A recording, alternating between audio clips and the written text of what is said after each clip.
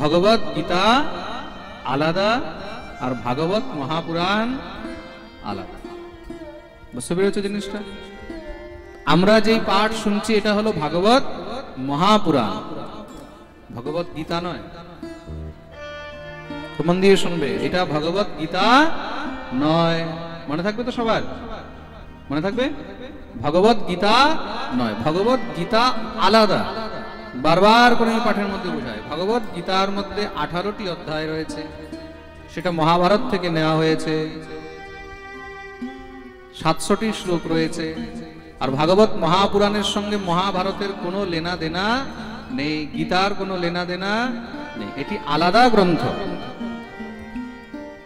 সমস্ত বেদ শাস্ত্র পুরাণ তাদের সার হলো শ্রীমদ্ ভাগবত মহাপুরাণ। সর্ববেদান্ত সারম হি শ্রী ভাগবতমিষ্যতে। এই ভাগবতে 335 অধ্যায় রয়েছে, 18,000 শ্লোক রয়েছে, এটা বিশাল। এটা হলো ভাগবত মহাপুরাণ। প্রেম সে বলো। এই 4টি শ্লোক হলো আদি, তার মানে কি সৃষ্টি যখন থেকে আরম্ভ হয়েছে ভাগবত তখন থেকেই আরম্ভ হয়ে গেছে। ভাগবত তখনও ছিল, ভাগবত এখনো আছে, আর ভাগবত অন্তেও থাকবে। তার মানে কি এই ভাগবতী হলেন ভগবান, ভগবানের বাংময় বিগ্রহ। তেনে বাংময়ী মূর্তি প্রত্যক্ষাবর্ততে হরি। প্রত্যক্ষ ভগবান শ্রীকৃষ্ণের বাংময়ী মূর্তি হলেন শ্রীমৎ ভাগবত। ভগবানের মধ্যে আর ভাগবতের মধ্যে যৎকিঞ্চিত কোনো পার্থক্য নেই, দুটি একই তত্ত্ব।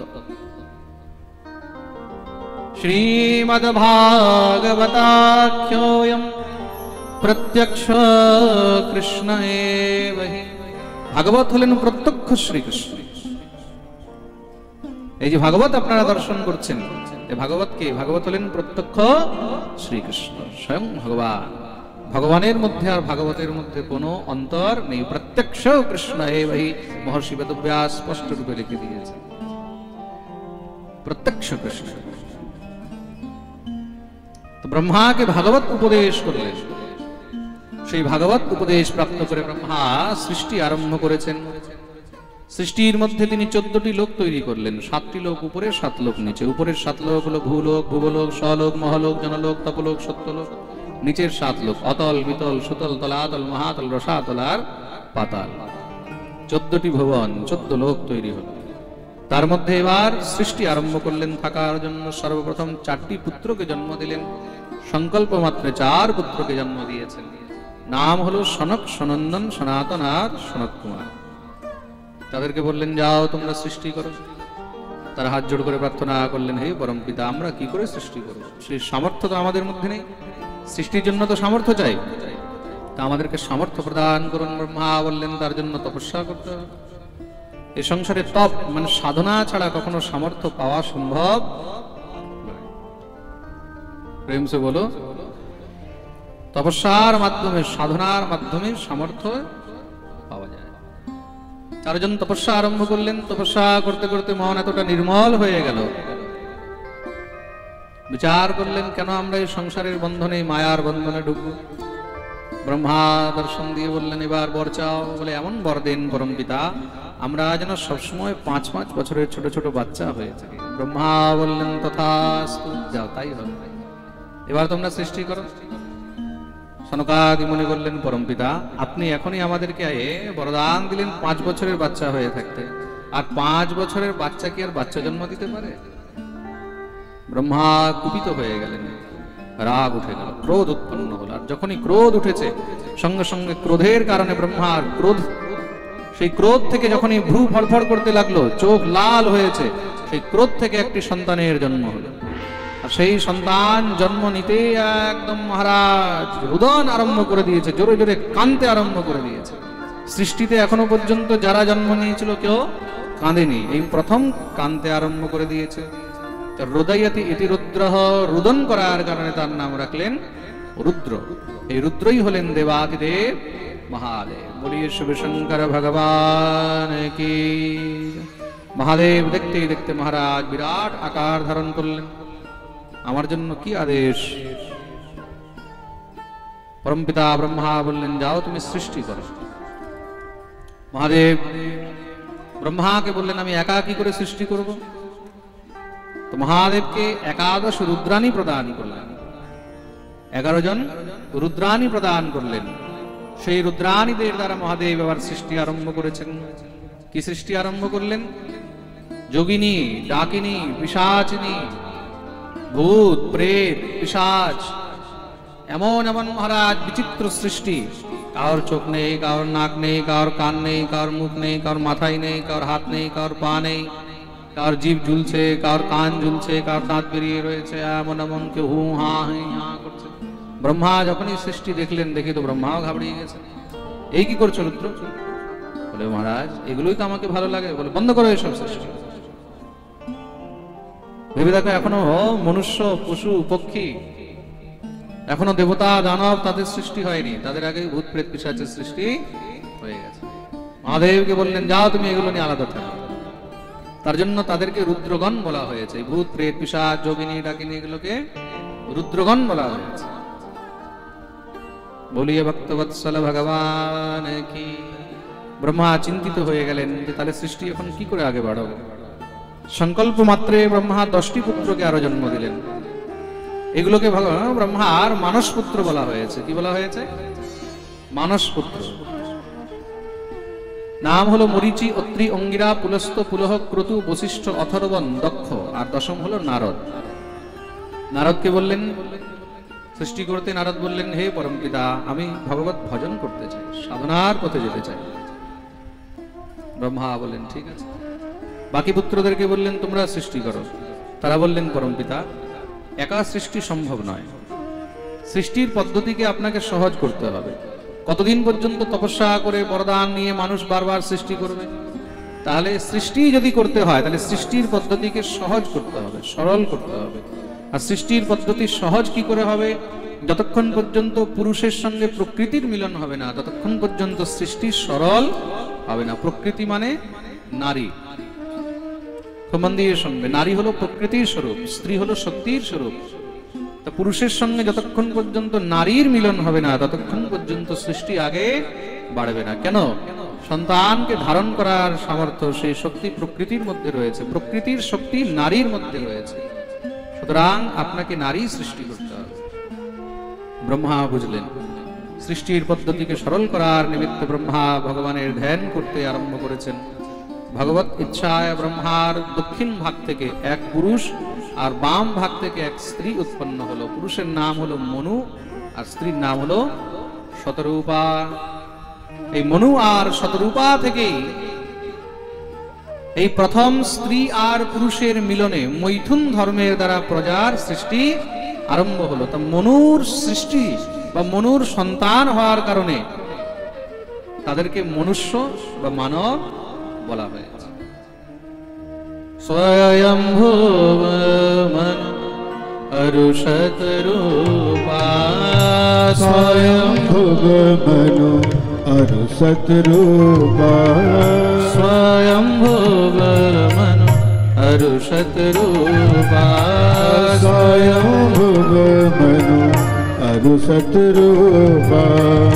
जिनते भई नर सृष्टि अनुपा, जिनते भई नर सृष्टि अनुपा, जिनते भई नर सृष्टि अनुपा, जिनते भई नर सृष्टि अनुपा। स्वयंभुव मनु शतरूपा, स्वयंभुव मनोहर सतरूपा, स्वयंभुव मनोहर सतरूपा। দেখতে দেখতে তাদের থেকে সৃষ্টি আরম্ভ হলো। 5টি সন্তান হয়েছে। মনস্তু শতরূপায় তিস্রঃ কন্যাশ্চ যত্নিরে। 3টি কন্যা আর 2টি পুত্র হয়েছে। 3টি কন্যার নাম হলো আকুতি, দেবহূতি আর প্রসূতি। 2টি পুত্র হলেন প্রিয়ব্রত আর উত্তানপা।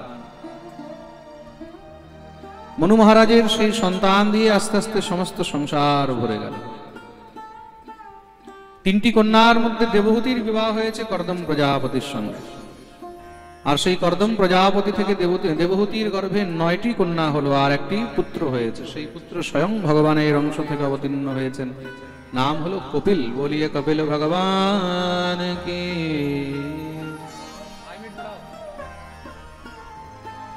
তিনি হলেন কপিল ভগবান, আর সেই কপিল ভগবান নিজের মা ভগবতী দেবহূতিকে সাংখ্য দর্শন উপদেশ করে আজও তিনি গঙ্গা সাগরে বসে সেখানে সাধনা করছেন। এই যে 9টি কন্যা হলো, এই 9টি কন্যার বিবাহ ব্রহ্মার সেই 9 পুত্রের সঙ্গে দিয়েছেন। মরিচি, অত্রি, অঙ্গিরা, পুলস্ত, পুলহ, ক্রতু ইত্যাদি তাদের থেকে যে সন্তান হলো, আস্তে আস্তে সেই সন্তান দিয়ে সমস্ত সংসার ভরে গেল। আমরা সব সেই ঋষিদেরই সন্তান। আমাদেরকে জিজ্ঞাসা করা হয় না যে তোমার গোত্র কি? যখন আমাদেরকে জিজ্ঞাসা করতে হচ্ছে তোমার গোত্র কি, তখন আমরা বলছি তো কাশ্যপ গোত্র, ভারদ্বাজ গোত্র, অত্রি গোত্র, শাণ্ডিল্য গোত্র। তার মানে কি আমরা সেই ঋষিদের সন্তান, সেই ঋষিদের পুত্র। আমরা হলাম ঋষি সন্তান। প্রেম সে বলো রাধে রাধে। আমরা কোনো ম্লেচ্ছ সন্তান নই, খুব মন দিয়ে শুনবে। আমরা কোনো যবনের সন্তান নই। আমাদের পূর্বপুরুষ কোনো বাঁদর ছিল না, আদি মানব ছিল না, যেগুলো আমাদেরকে ইতিহাসের মধ্যে, এই ব্রিটিশ ইতিহাস, পাশ্চাত্য ইতিহাসের মধ্যে আমাদেরকে পড়ানো হচ্ছে না, যে আমাদের পূর্বপুরুষ সব বাঁদর ছিল, আদি মানব যুগের মধ্যে আস্তে আস্তে বাঁদর থেকে মানুষ হয়েছে। যারা এই থিওরি তৈরি করেছে তাদের বাপ ঠাকুর দাদারা নিশ্চয়ই বাঁদর ছিল, কিন্তু আমাদের বাপ ঠাকুর দাদা কেউ বাঁদর ছিল না। আমরা হলাম ঋষি সন্তান। এই মূর্খগুলো এতটুকু বুঝে না, তখন যদি বাঁদর থেকে মানুষ হয়েছে, তারা আজকাল বাঁদর কেন মানুষ হচ্ছে না ভাই? কোন বাঁদরকে মানুষ হতে দেখেছো? এই প্রকারের কাল্পনিক বৃত্তান্ত দিয়ে আমাদের শাস্ত্রীয় ইতিহাস, আমাদের ভারতীয় ইতিহাসকে পূর্ণরূপে একদম বিলুপ্ত করে দেওয়া হয়েছে। এই ইতিহাস যদি জানতে হয়, তার জন্যই আমাদেরকে এই শাস্ত্র গ্রন্থ পড়তে হবে আর শুনতে হবে। প্রেম সে বলো রাধে রাধে। ভাগবত কেন শুনবে? রামায়ণ কেন শুনবে? মহাভারত কেন শুনবে? কেন পড়বে? এই শাস্ত্র গ্রন্থ, উপনিষদ, বেদান্ত কেন পড়বে? এগুলো পড়লে তখন গিয়ে নিজের বাস্তবিকতাটা বুঝতে পারবে যে আমরা কি। আমরা হলাম ঋষির সন্তান। প্রেম সে বলো। আমাদের পরিচয় রয়েছে, আমরা আকাশ থেকে টপকে আসিনি। অন্য কোন ধর্মের মধ্যে চলে যাও, তাদেরকে যদি বলো তোমার 14 গোষ্ঠীর নাম বলে, বলতে পারবে না। আমরা বলতে কেন? আমাদের কাছে সেই সমস্ত সব তথ্য রয়েছে।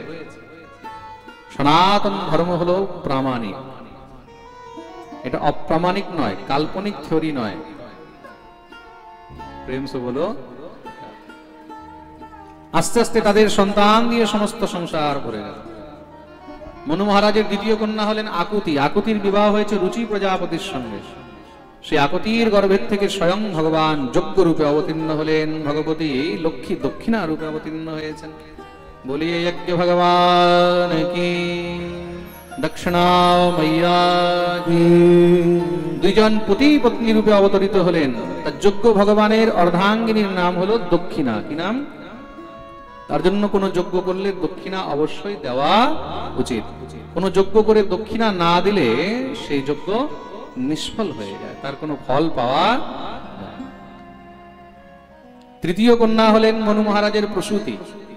প্রসূতির বিবাহ হয়েছে দক্ষ প্রজাপতির সঙ্গে। ব্রহ্মার পুত্র হলেন দক্ষ।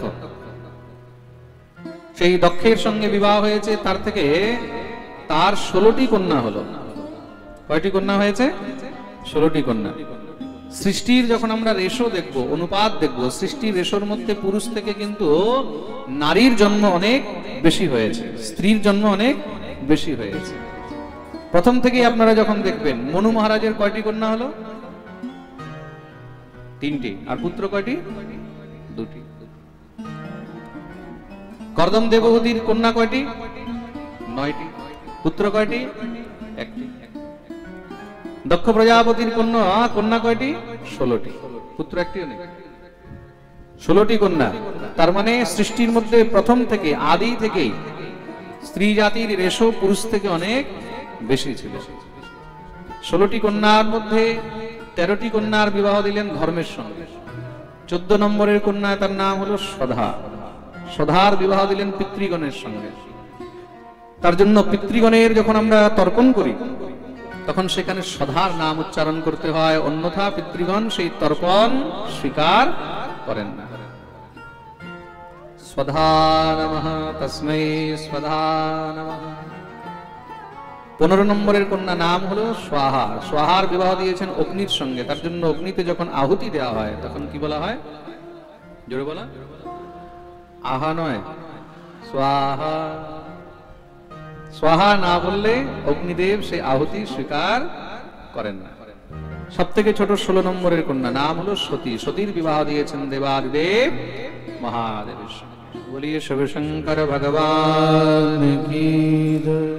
কিন্তু দক্ষ প্রজাপতি মহাদেবকে খুব নিন্দা করতেন, যার কারণে একবার ঘটনাক্রমে ভগবতী সতী নিজের পিতার যজ্ঞোৎসবে গিয়ে সেখানে মহাদেবের নিন্দা দেখে, মহাদেবের অপমান দেখে নিজের দেহত্যাগ করলেন। আর মহাদেব সেই ক্রোধে দক্ষের যজ্ঞ আর দক্ষকে বিধ্বংস করে দিলেন। পরবর্তীকালে মা ভগবতী সতী পর্বতরাজ হিমালয়ের ঘরে কন্যা হয়ে জন্মগ্রহণ করলেন, নাম হলো পার্বতী। আর পার্বতী রূপে পুনরায় আবার মহাদেবের সঙ্গে মিলন হলো। বলিয়ে গৌরী শঙ্কর ভগবান কি। এই প্রকার 3টি কন্যার বংশ বর্ণন করলেন, 2টি পুত্রের বংশ বর্ণন আরম্ভ করেছেন। পরীক্ষিত প্রশ্ন করলেন, প্রভু আমি সেই 2টি পুত্রের বংশ বর্ণন শ্রবণ করতে চাই। শ্রী শুকদেব প্রভু বর্ণন করেছেন। প্রিয়ব্রতোত্তানপাদ শতরূপাপতে সুতৌ বাসুদেবস্য কলয়া রক্ষায়াম জগতোপতে। ভগবান শ্রীহরির কলা থেকে এই 2 পুত্রের জন্ম হয়েছে, প্রিয়ব্রত আর উত্তান। এরাও ভগবত অংশ থেকে উৎপন্ন হয়েছে। সমস্ত জগতের রক্ষার জন্য এই 2 পুত্রের জন্ম হলো। মনু মহারাজ বড় পুত্রকে বললেন, তুমি রাজত্ব সামলাও। বড় পুত্র প্রিয়ব্রত বললেন, বাবা আমার ইচ্ছা নেই। এই সংসারের সবাই যে সংসার করবে এটা কোনো জরুরি নয়, এটা কোনো নিতান্ত দরকার প্রয়োজনীয় নয়। কারোর মনে ইচ্ছা না হতে পারে সংসার করা, না আমি সাধক, সাধনার পথে এগিয়ে যাব। সবাই যদি সংসার করে তাহলে সাধক কে হবে? প্রেম সে বলো রাধে রাধে। তার জন্য আগেকার দিনে ঘরের মধ্যে 2-4টা সন্তান হলে 1-1টা সাধক হতোই। মা বাবারা নিজেই 1-1টা সন্তান সাধু বৈষ্ণবদেরকে তুলে দিত। প্রেম সে বলো, তাই তো? আগেকার দিনে ঘরের মধ্যে হতো 2জন 4জন 6জন করে, 1-1জন সাধু 1-1জন বৈষ্ণব হয়েও যেত। আজকাল বড় মুশকিলে তো একটা হয়, ওই একটাকে ডাক্তার বানাবে, না ইঞ্জিনিয়ার বানাবে, না মহারাজ সাধু বানাবে, না বৈষ্ণব বানাবে, না নেতা বানাবে, না মন্ত্রী বানাবে, কি কি যে বানাবে ওইটাকে ভগবান জানে। প্রেম সে বলো রাধে রাধে। মনে রাখবে, শাস্ত্র বলেছে 1 সন্তান বহুত দুঃখদায়ী হয়। যার 1 সন্তান হয় সে অনেক দুঃখী থাকে। তোমার দিয়ে শুনবে, চাহে পুত্র হোক চাহে পুত্রী হোক। তার জন্য সন্তান একাধিক হওয়া উচিত। 1 সন্তান যার হবে সে দুঃখী থাকবেই থাকবে, এটার মধ্যে কোনো সংশয় নেই। ইউটিউবে লাইভ চলছে, এই কথাটাকে একদম রেকর্ড করে রেখে নিতে পারো, খাতায় কলমে লিখে রেখে নিতে পারো, আর মিলিয়ে নিতে পারো জীবনভর। শাস্ত্রে স্পষ্ট রূপে বর্ণন রয়েছে। তার জন্য কোন সময় 1 সন্তানের উপরে ভরসা করতে নেই। ये सब फालतू की बात है। এই যে আজকাল বলে না 1টা হলেই সুখী হব, না না 10টা হলে কি আর সুখী হবে? না না না। শাস্ত্রের মধ্যে এরকম কোনো থিওরি নেই। এসব ফেসবুকের জ্ঞান, ইউটিউবের জ্ঞান, এসব হোয়াটসঅ্যাপের জ্ঞান, মানুষের মুখের জ্ঞান, এগুলোর চক্করে পড়তে নেই। আমাদের পূর্বপুরুষ কখনো এরকম চিন্তাও করেননি, করলে আজকে এই সৃষ্টি এত বিশাল কখনো হতো না। প্রেম সে বলো রাধে রাধে। তার জন্য গৃহের মধ্যে একাধিক সন্তান অবশ্যই হওয়া উচিত, শাস্ত্রে স্পষ্ট রূপে বর্ণন রয়েছে। আরো একটি জিনিস শুনবে, স্মৃতির মধ্যে, স্মৃতি শাস্ত্রে সৃষ্টির মধ্যে একটি সন্তানকে জন্ম দেওয়া মানে অনেক বড় পুণ্যের কাজ বলা হয়েছে। তুমি যত সন্তান জন্ম দিচ্ছ, এই সন্তানকে জন্ম দেওয়া, একটি জীবাত্মাকে সংসারে আনা, এটাও কিন্তু একটা অনেক বড় পুণ্যের কাজ। আর যদি ঘরের মধ্যে একাধিক সন্তান না হতো, তাহলে আজকে না শ্রী পরমহংস দেব হতেন আর না স্বামী বিবেকানন্দ। প্রেম সে বলো রাধে। একাধিক সন্তান যদি না হতো, তাহলে না নেতাজি সুভাষচন্দ্র বসু হতেন, তাই তো? তাদের মারা যদি ভাবতো যে একটাই করে রাখবো, তাহলে আজকে আমরা তাদেরকে পেতাম? মনে রাখবে, গৃহের মধ্যে যখন 2-4 সন্তান হয়, তখন তাদের মধ্যে একাধজন কোন মহাপুরুষ হয়ে থাকে। প্রেম সে বলো রাধে রাধে। তো শ্রী প্রিয়ব্রতজি মহারাজ বললেন আমি সাধক হতে চাই। বাবা বললেন ঠিক আছে, যাও সাধনা করো। ছোট পুত্র উত্তানপাদকে রাজত্ব দিয়েছেন। উত্তানপাদের বিবাহ হয়েছে, তার স্ত্রীর নাম হলো সুনীতি। জায়ে উত্তানপাদস্য সুনীতি সুরুচিস্তয়। সুনীতি থেকে কোনো সন্তান না হওয়ার কারণে রাজা দ্বিতীয় বিবাহ করলেন। দ্বিতীয় রানীর নাম হলো সুরুচি। যখন থেকে সুরুচি এসেছে, তখন থেকে রাজা সুরুচির প্রতি আকৃষ্ট হয়ে গেলেন, সুনীতির প্রতি উদাসীন হয়ে গেলেন। কিন্তু ভগবত ইচ্ছা, কিছুদিন পরে জানতে পারলেন যে সুনীতির গর্ভে সন্তান আছে। জেনেও তাও সুনীতির প্রতি উদাসীনই থাকলেন। কেন? সুরুচির প্রতি এতটা আসক্তি হয়ে গেছে রাজার। দেখতে দেখতে কিছু সময় পরে সুনীতির গর্ভের থেকে খুব সুন্দর সন্তান হলো। সেই পুত্রের নাম রাখা হলো ধ্রুব। বলিয়ে ধ্রুবজি মহারাজ কি। ধ্রুবের জন্ম হয়েছে। এখন ছোট রানী সুরুচি দেখছে বড় রানীর ঘরে সন্তান হয়েছে, যদি আমার গর্ভে সন্তান না হয় তাহলে তো আস্তে আস্তে রাজার আমার প্রতিও মোহভঙ্গ হয়ে যাবে। কেন? এই সংসারের মধ্যে সন্তান অত্যন্ত প্রিয় হয়, স্ত্রী থেকেও বেশি প্রিয় পুত্র হয়। প্রেম সে বলো।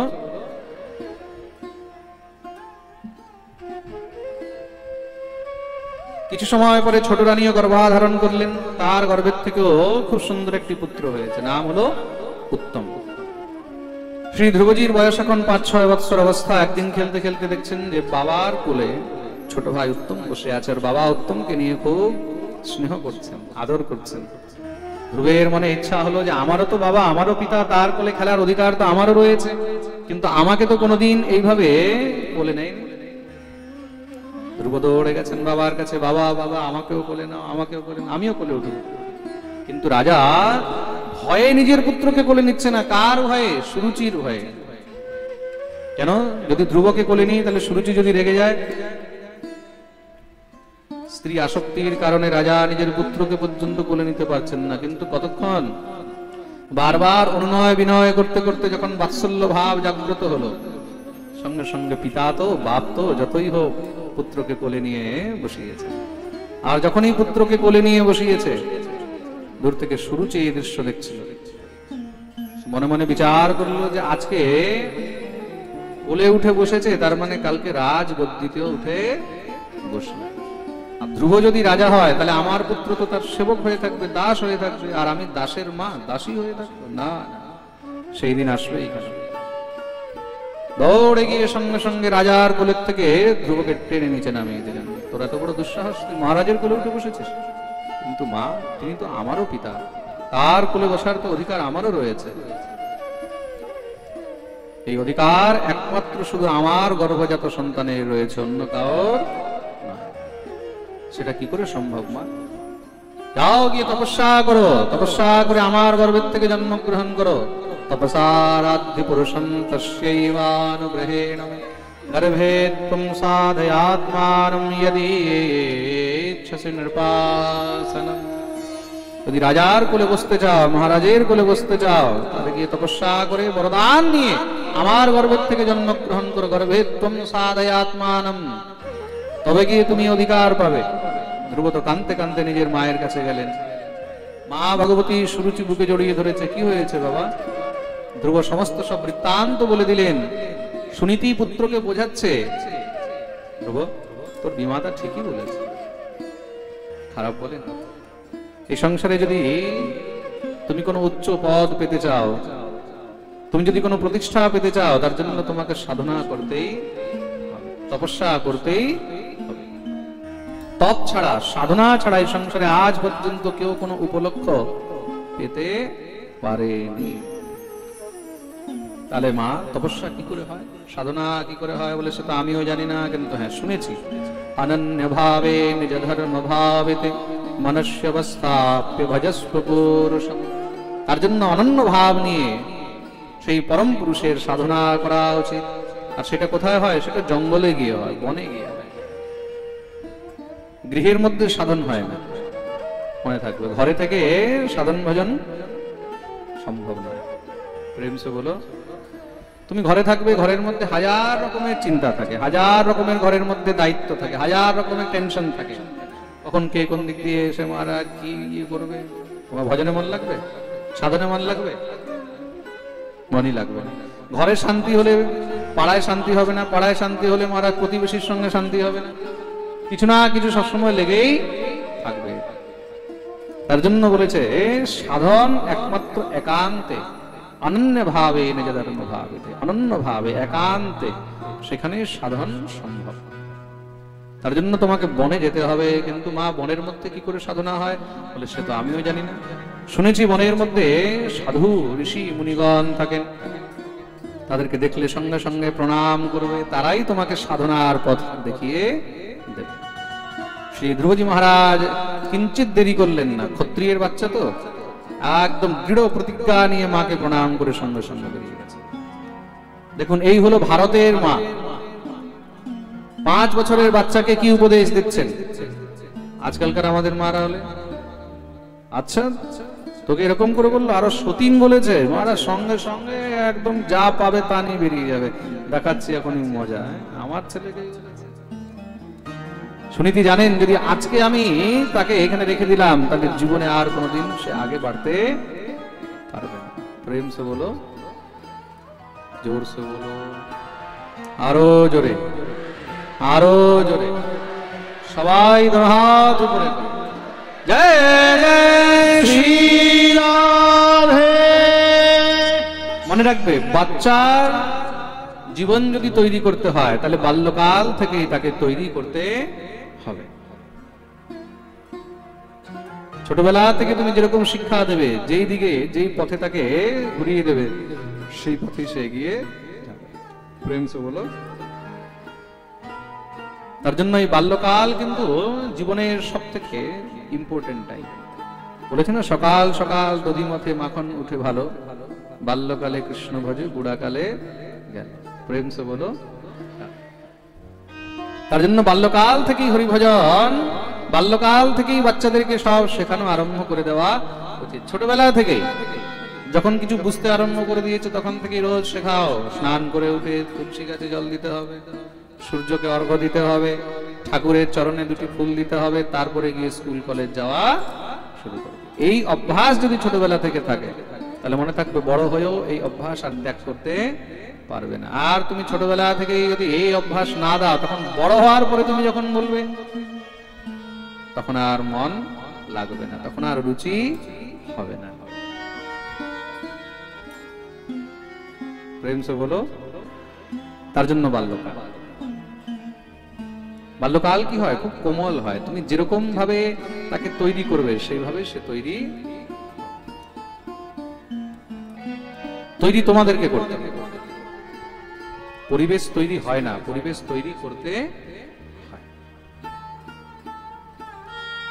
পরিবেশ তৈরি কি করে হয় এটাও ভালো করে বুঝে নাও। যদি তোমার মধ্যে সামর্থ্য না থাকে, তাহলে সাধুগুরু বৈষ্ণবদেরকে ঘরের মধ্যে ডাকা শুরু করো। গৃহে সাধু গুরু বৈষ্ণবদের আগমন হোক, তাদের উপদেশ হোক। ঘরের মধ্যে যখন তারা আসবেন, সেই আচরণ যখন তারা দেখবে বাল্যকাল থেকে, তখন আস্তে আস্তে তাদের মধ্যেও সেই আচরণ প্রস্ফুটিত হবে। ঘরের মধ্যে গুরু, সাধু, বৈষ্ণব তাদেরকে মাঝে মাঝে নিয়ে আসুন, নিয়ে এসে তাদের দ্বারা উপদেশ প্রদান করান। তার জন্য ঘরে সাধু গুরু বৈষ্ণবদের আগমনও কিন্তু অনেক নিতান্ত দরকার রয়েছে। প্রেম সে বলো। এই যে পাঠ, এই পাঠের মাধ্যমে কত পরিবর্তন হচ্ছে, হচ্ছে তো। 15 দিন আগে আমরা হরিপালে ছিলাম, 15-20 দিন আগে হরিপালে পাঠ হচ্ছিল। আজকে হরিপাল থেকে সবাই এসেছে। হরিপালে যখন পাঠে গেছি, ওখানে ভাগবত কি জিনিস সেটাই কেউ জানতো না, তাই তো?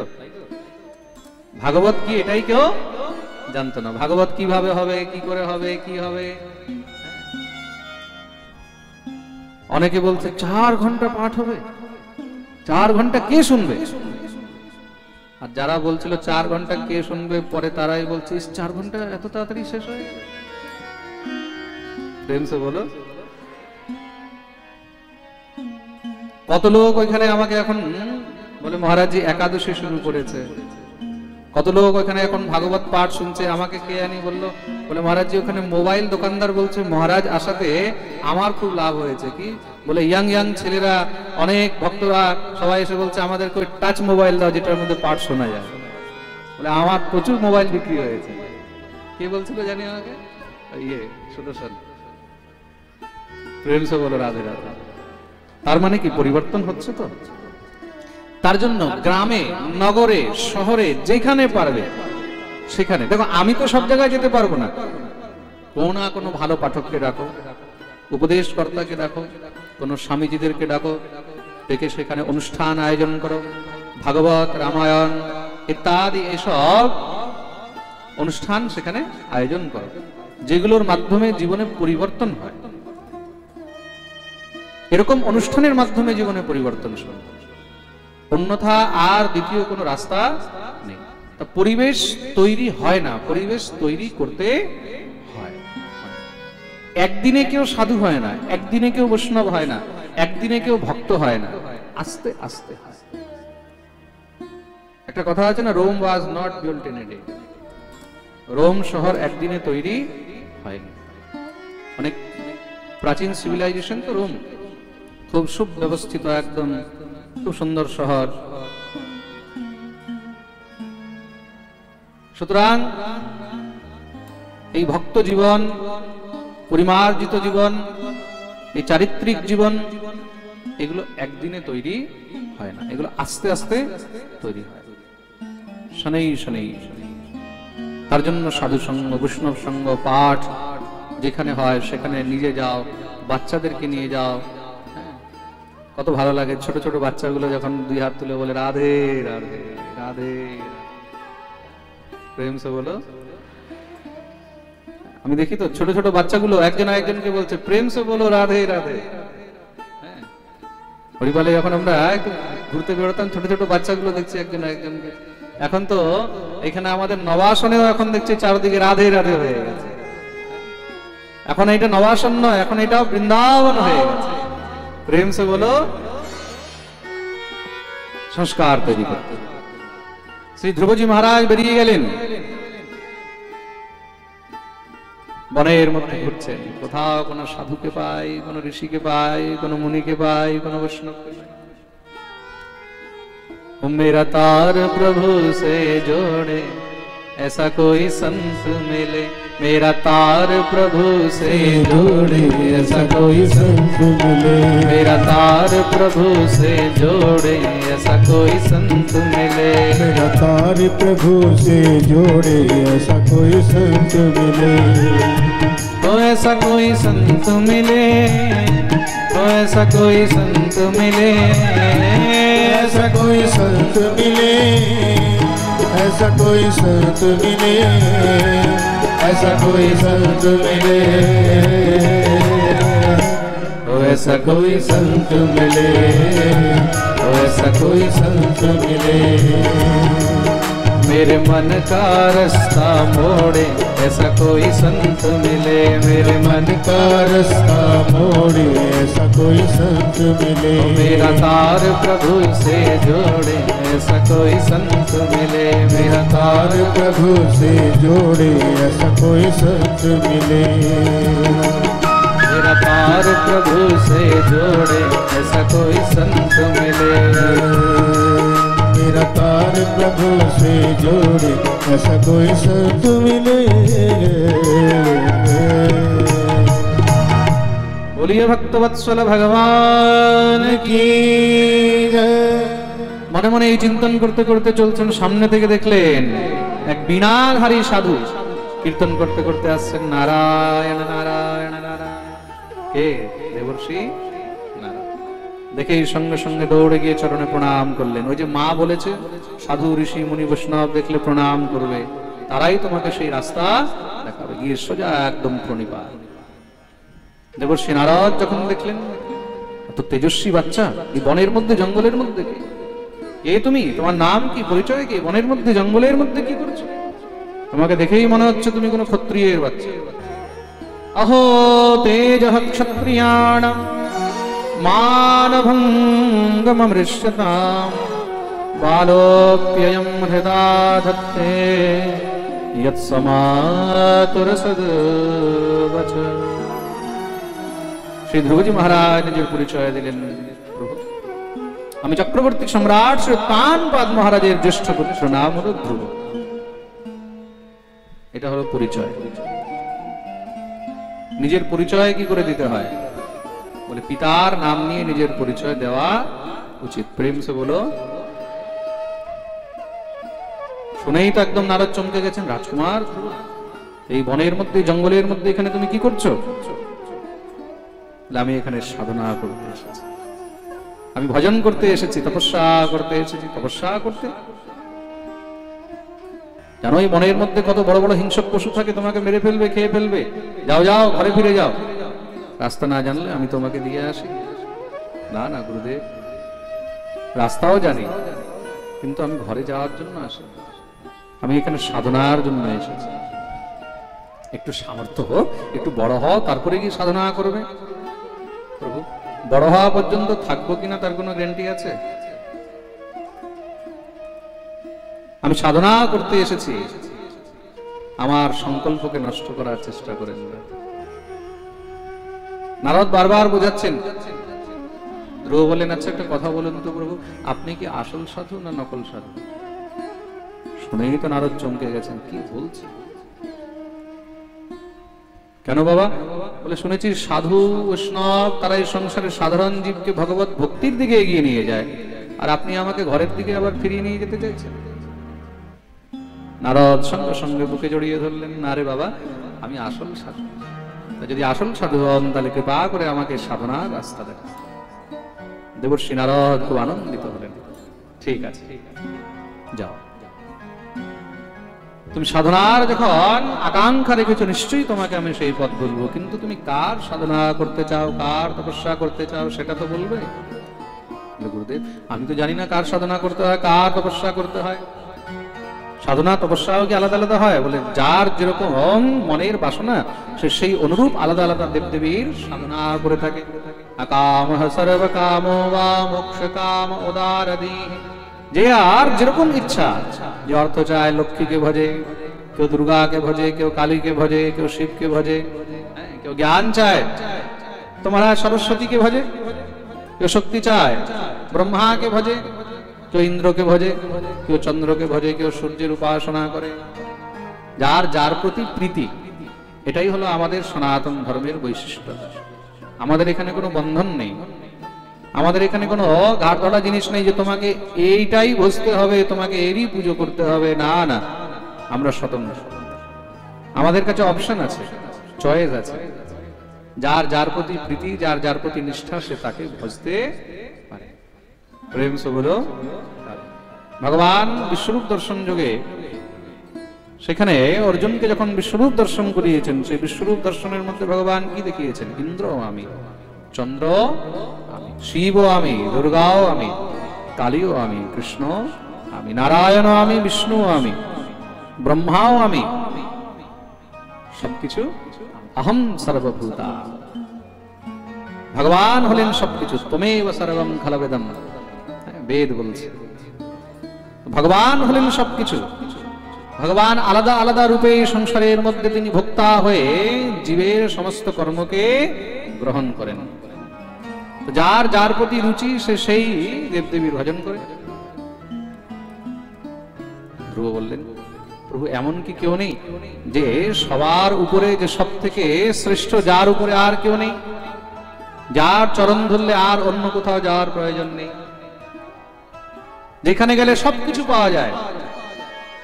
দেবশ্রী নারদ হাসতে লাগলেন, বলে বাচ্চা বহুত চালাক হ্যাঁ।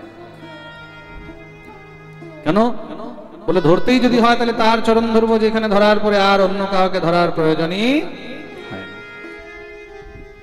দেবশ্রী নারদ বললেন, এমন তো একজনই আছে, কে? একমেব হরেস্তত্র কারণম পাদসেবনম। তিনি হলেন একমাত্র ভগবান শ্রীহরি। তিনি হলেন একমাত্র সর্বে সর্বা। তার শরণাগত হলে, তার চরণ ধরলে জীবকে আর অন্য কোথাও যাওয়ার প্রয়োজনই।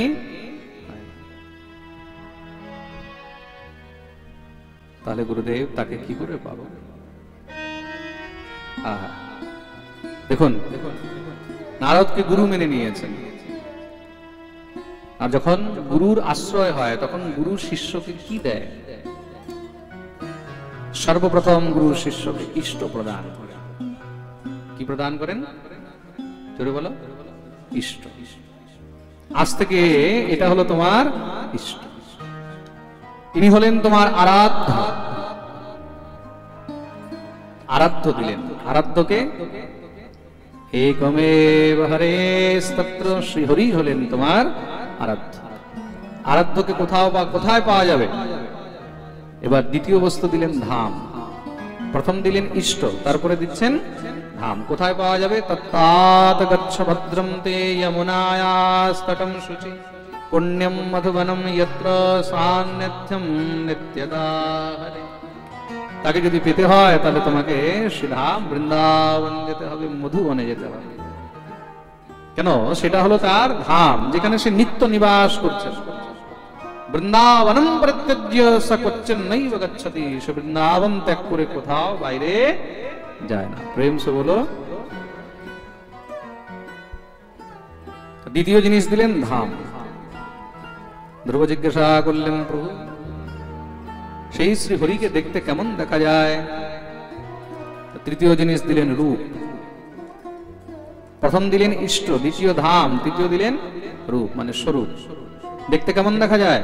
শ্রীবৎসাঙ্গম ঘনশ্যামম পুরুষম বনমালিনম শঙ্খ চক্র গদা পদ্মৈ অভিব্যক্ত চতুর্ভুজ। দেখতে কিরকম? একদম মহারাজ শ্যাম বর্ণ, নবঘন শ্যাম, চতুর্ভুজ রূপধারী, যার চারটি ভুজার মধ্যে শঙ্খ চক্র গদা পদ্ম রয়েছে, মাথায় ময়ূর পাখা রয়েছে, কানের মধ্যে সুন্দর মহারাজ মকরাকৃত কুণ্ডল রয়েছে। তিনি হলেন শ্রী হরি। গুরুদেব, তাকে পেতে হলে কোন মন্ত্র জপ করতে হবে? দেবশ্রী নারদ বললেন, দেখো বাবা, মন্ত্র তো দেওয়া যাবে না। কেন? মন্ত্র দিলে আমি তোমার গুরু, তুমি আমার শিষ্য হয়ে যাবে। মন্ত্র তো শিষ্য ছাড়া সবাইকে দেওয়া যায় না। ধ্রুব বললেন, গুরুদেব আমি তো শিষ্য হওয়ার জন্য একদম তৈরি হয়ে রয়েছি, কৃপা করে আপনি আমাকে মন্ত্র প্রদান করুন। দেবশ্রী নারদ দেখলেন এমন শিষ্য খুঁজে পাওয়া যাবে না। মনে রাখবে, এই সংসারে যেরকম সৎ গুরু অনেক সৌভাগ্যে পাওয়া যায়, সেরকম সৎ শিষ্য অনেক ভাগ্যে পাওয়া যায়। ভালো গুরু অনেক ভাগ্যে পাওয়া যায়, ভালো শিষ্য অনেক ভাগ্যে পাওয়া যায়। নাহলে সংসারের মধ্যে ধান্দাবাজ তো চারদিকে ঘুরে বেড়াচ্ছে। প্রেম সে বলো রাধে রাধে। চালাও ধান্দাবাজ, গুরু ধান্দাবাজ। তার জন্য মহারাজ ভগবত পথের পথিক গুরু আর ভগবত পথের আকাঙ্ক্ষী শিষ্য, এগুলো বহুত কমই পাওয়া। আজকাল দীক্ষা কিসের জন্য নেয়? বলে দীক্ষা নেবো তাহলে আমার একদম সময় পাল্টে যাবে, আমার এবার ঘরে সব সুখ শান্তি চলে আসবে, বিজনেস ভালো হয়ে যাবে, খুব ভালো ইনকাম হবে, খুব ইয়ে হবে। আর যদি এগুলো না হলো, দীক্ষা নিয়ে কোনো লাভ হলো, তাহলে বলে এবার অন্য গুরু দেখতে হবে। মানে গুরু বানানো এখন বিজনেস হয়ে গেছে। প্রেম সে বলো রাধে রাধে। গুরু সংসারের উন্নতির জন্য নয়, গুরু হলো একমাত্র আধ্যাত্মিক উন্নতির জন্য। মনে রাখবে, গুরু তোমার পরিবারের ঠিকাদার নয়। তোমার ঘর কি করে চলবে, বিজনেস কি করে চলবে, এগুলোর দায়িত্ব গুরুদেবের নয়। গুরুদেবের দায়িত্ব কি? গুরুর কাজ কি? গুরুর কাজ হলো শিষ্যকে গোবিন্দের চরণে নিয়ে যাওয়া, ভগবত ভক্তির উপদেশ করা। গুরু হলেন মাধ্যম, গোবিন্দ পর্যন্ত নিয়ে যাওয়া। গুরু গোবিন্দ দো খড়ে কাকে লাগো পায়, বলিহারি গুরু আপনে গোবিন্দ দিও बताए। গুরু গোবিন্দ দো খড়ে, গুরু গোবিন্দ দুজন দাঁড়িয়ে আছে। শিষ্য কার চরণ ধরবে? শিষ্যকে কার চরণ ধরা উচিত? গুরু। শিষ্য গুরুর চরণ ধরতে যাচ্ছে, তো গুরুদেব বললেন না না না, আমার নয়, তুমি গোবিন্দের চরণ ধরো। এটা হলো গুরুর কর্তব্য। প্রেম সে বলো রাধে রাধে। তাই এখানে ভাবলেন যে এমন শিষ্য তো অনেক ভাগ্যে পাওয়া যায়। দিব্য দ্বাদশাক্ষর গোপাল মন্ত্রে দীক্ষা দিলেন। ওম নমো ভগবতে বাসুদেবায়, মন্ত্রেণানেন দেবস্য কুর্যাৎ দ্রব্যময়ীম বদন। এই দিব্য মন্ত্র প্রদান করলেন। সেই মন্ত্র গ্রহণ করে শ্রী ধ্রুবজি মহারাজ ভগবত ভজনের জন্য বেরিয়েছেন। গুরুদেবকে প্রণাম করে মনে কি আনন্দ! কেন? কোথায় যাচ্ছেন? শ্রীধাম কেন? সেই বৃন্দাবনে গোবিন্দ নিত্য লীলা করছেন, আর মনে বিশ্বাস রয়েছে সেই বৃন্দাবনে গেলে আমিও গোবিন্দকে পাবো। ধ্রুবজি তো বৃন্দাবন যাচ্ছেন। এখানে কে কে যেতে চায় একটু হাত উপরে করে তো দেখি। আচ্ছা, যারা সামনে বসে আছে তারা, যারা পিছনে আছে তাদের মধ্যে কেউ চায় না? ঠিক আছে, ভগবানও দেখছে, ডাকবেও না। যারা যারা বৃন্দাবন যেতে চায় দোনো হাত উপরে করে। ওরে বাপরে, পাক্কা সবাই? এ তো মিনিমাম ৫-৬ হাজার লোক আছে। ভগবান জানে এখন এত লোককে কি করে নিয়ে যাবে। সবাই যেতে চাও তো? আচ্ছা, যদি যেতে চাও একটা খুব সুন্দর সবার জন্য সুযোগ আছে, সবাইকে বলে দিই। শ্রীধাম বৃন্দাবনে আগস্ট মাসে আমাদের 10 আগস্ট থেকে 16 আগস্ট শ্রীমৎ ভাগবত সপ্তাহ জ্ঞানযজ্ঞের আয়োজন করা হয়েছে। কাদের জন্য? অনেক সময় অনেক ভক্তরা বলতেন, মহারাজজি আমরা যারা গরিব তারা কি ভাগবত পাঠ দিতে পারবো না? অনেকে 40,000-50,000 টাকা নিয়ে চলে আসে যে মহারাজজি ভাগবত পাঠ দেবে, আর 40-50,000 টাকায় তো ভাগবত পাঠ সম্ভব নয়। তা কি করে ভাগবত পাঠ দেওয়া যাবে? যারা গরিব তাদের জন্য এই ব্যবস্থা করা হয়েছে, তারাও যেন পাঠ দিতে পারে। অনেকের মনে সংকল্প থাকে আমরাও যেন ভাগবত পাঠ দিতে পারি, আর তাদের জন্য সেখানে ব্যবস্থা করা হয়েছে। যারা ভাগবত পাঠ দিতে চান, নিজের কেউ বাবার নামে বা মায়ের নামে বা ভাইয়ের নামে বা সন্তানের নামে বা নিজের নিমিত্তেই হোক না কেন, যারাই বৃন্দাবনে ভাগবত পাঠ দিতে চান, মাত্র 31,000 টাকা দক্ষিণায় সেখানে আপনারা ভাগবত পাঠ দিতে পারবেন। তার মধ্যে 2 জন ব্যক্তি থাকা খাওয়া সবকিছু তার মধ্যেই থাকবে। 9 আগস্ট আপনাদেরকে ওখানে পৌঁছাতে হবে। 10 আগস্ট থেকে পাঠ শুরু, 16 আগস্ট পর্যন্ত। 17 আগস্টে আপনারা ওখান থেকে রিটার্ন হতে পারবেন। এখন পর্যন্ত আমরা ভেবেছিলাম 108 ভাগবত পাঠ ওইখানে করা হবে, কিন্তু আমাদের ভক্তদের সংখ্যা আস্তে আস্তে বেড়েই চলেছে। এখন পর্যন্ত আমাদের 150 জন যজমান হয়ে গেছে। প্রেম সে বলো রাধে রাধে। 150টা ভাগবত পাঠ এখনো পর্যন্ত আমাদের কনফার্ম হয়ে গেছে।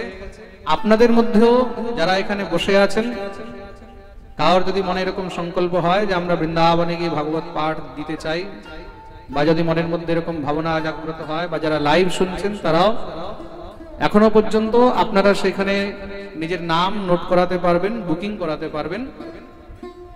মে মাস পর্যন্ত লাস্ট বুকিং হবে। এখন এপ্রিল চলছে, এপ্রিলের শেষ, মে মাস পর্যন্ত লাস্ট বুকিং হবে। মে মাসের পরে আর কোনো বুকিং হবে না। তার মধ্যে যারা আসতে চান, আমি এখানে আছি, আমার সঙ্গে আপনারা দেখা করে নিজের নাম নোট করিয়ে দিতে পারবেন। আমি আমাদের সত্যের বাড়িতে আছি এই গ্রামের মধ্যে, সেখানে এসে আপনারা 108 ভাগবতের জন্য নিজের নাম ইত্যাদি যোগাযোগ সব করে নিতে পারবেন। শ্রীধাম বৃন্দাবনে কেউ যদি পাঠ না দিয়েও সেখানে এসে পাঠ শ্রবণ করতে চায় তাহলে তাদের জন্য স্বাগত আছে, তারাও সেখানে এসে পাঠ শ্রবণ করতে পারবেন। ডেট হলো 10 থেকে 16 আগস্ট, শ্রীধাম বৃন্দাবন। আপনাদেরকে এখন থেকে নিমন্ত্রণ জানিয়ে দিই। প্রেম সে বলো রাধে। এখন আমরা একটু বৃন্দাবন ঘুরে আসি মনে মনে, শরীর দিয়ে না হোক মন দিয়ে ঘুরে আসি। তাই মনরূপী পাখিটাকে নিয়ে একটু বৃন্দাবন ঘুরে আসি। কি বলছে? আমার মন পাখি যে বলে উড়ে বৃন্দাবন যায়, ব্রজের এই পাবন পথেতে রাধে রাধে গাই। আমি রাধে রাধে গাই, আমি শ্যামা শ্যামা গাই। আমি রাধে রাধে গাই, আমি শ্যামা শ্যামা গাই। রাধে রাধে গাই, আমি শ্যামা শ্যামা গাই। আমি রাধে রাধে গাই, আমি শ্যামা শ্যামা গাই। আমার মন পাখি যে বলে উড়ে বৃন্দাবন যায়, ব্রজের পাবন পথে রাধে রাধে গাই। আমার মন পাখি যে বলে উড়ে বৃন্দাবন যায়, পাবন পথে রাধে রাধে গাই। রাধে রাধে গাই, আমি শ্যামা শ্যামা গাই। আমি রাধে রাধে গাই, আমি শ্যামা শ্যামা গাই।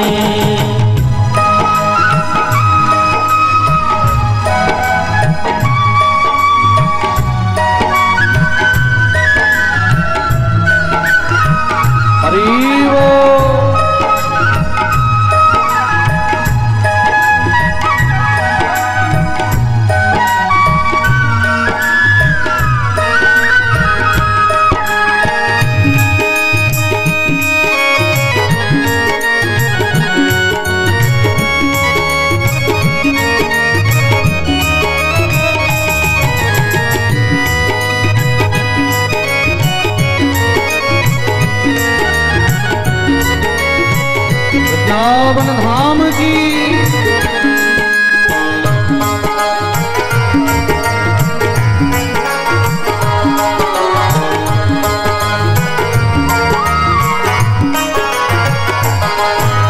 सेवा कुंज वाणी धुवने आबोज कुंज बिहारी, राधार संगे रास करे जे हाथेते हाथ धरे।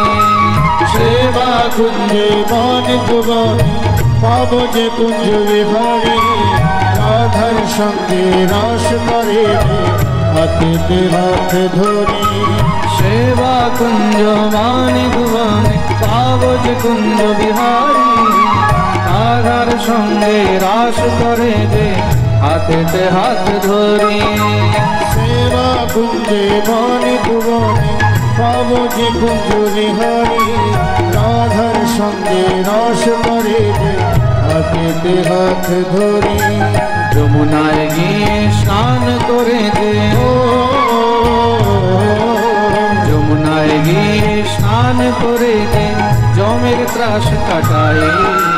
ব্রজের পাবন পথে রাধে রাধে গাই। আমি রাধে রাধে গাই, আমি শ্যামা শ্যামা গাই। আমি রাধে রাধে গাই, আমি শ্যামা শ্যামা গাই।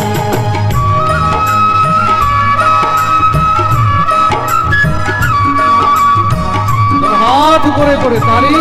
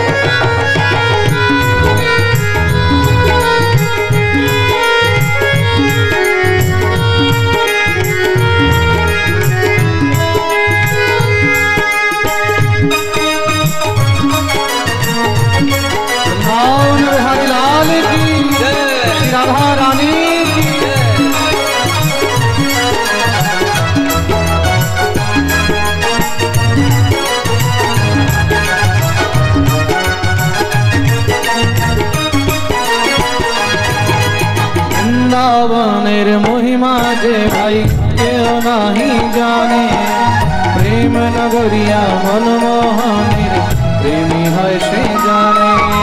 বৃন্দাবনের মহিমা যে ভাই কেহ নাহি জানে, প্রেম নগরিয়া মনমোহনের প্রেমী হয় সে জানে।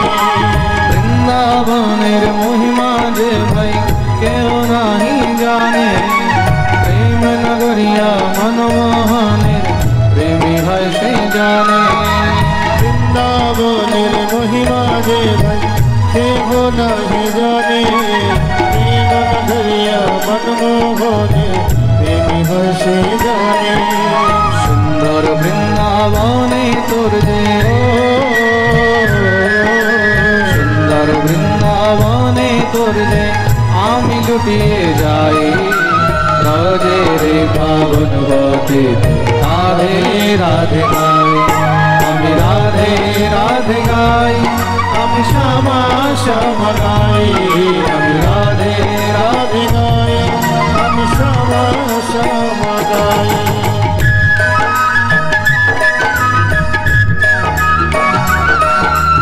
হরি বল।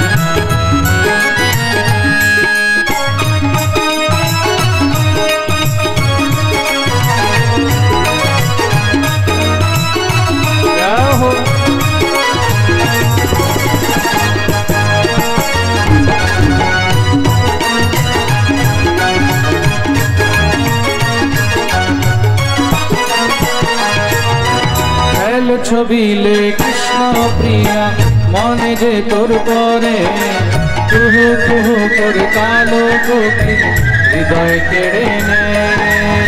খেল ছবিল কৃষ্ণ প্রিয়া যে মনে যে তোর পড়ে, কুহু কুহু তোর কালো কোকিল হৃদয় কেড়ে নেয়।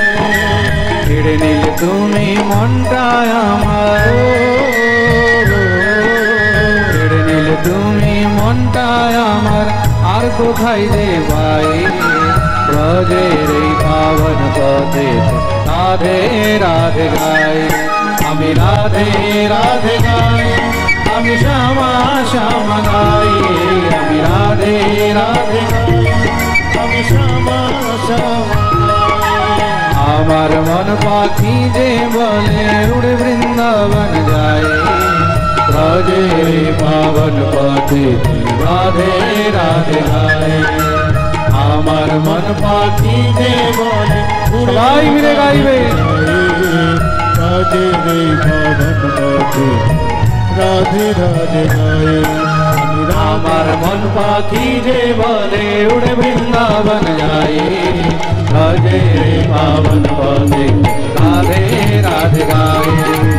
আমার মন পাখি যে বলে উড়ে বৃন্দাবন যায়, ব্রজের পাবন পথে রাধে রাধে গায়, আমি রাধে রাধে গাই, আমি শ্যামা শ্যামা গাই, আমি রাধে রাধে গাই, আমি শ্যামা শ্যামা গাই, শ্যামা শ্যামা গাই, শ্যামা শ্যামা গাই, আমি শ্যামা শ্যামা গাই।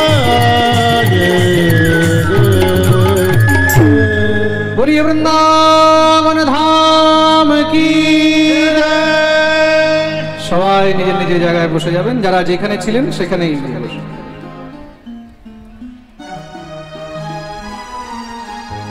আমার মন পাখি যে বলে উড়ে বৃন্দাবন যায়, ব্রজের পাবন পথে রাধে রাধে গায়। আমার মন পাখি যে বলে উড়ে বৃন্দাবন যায়, রাধে রে পাবন পথে রাধে রাধে গাই আমি রাধে রাধে গাই আমি শ্যামা শ্যামা গাই আমি রাধে রাধে গাই আমি শ্যামা শ্যামা গাই बोलिए वृंदावन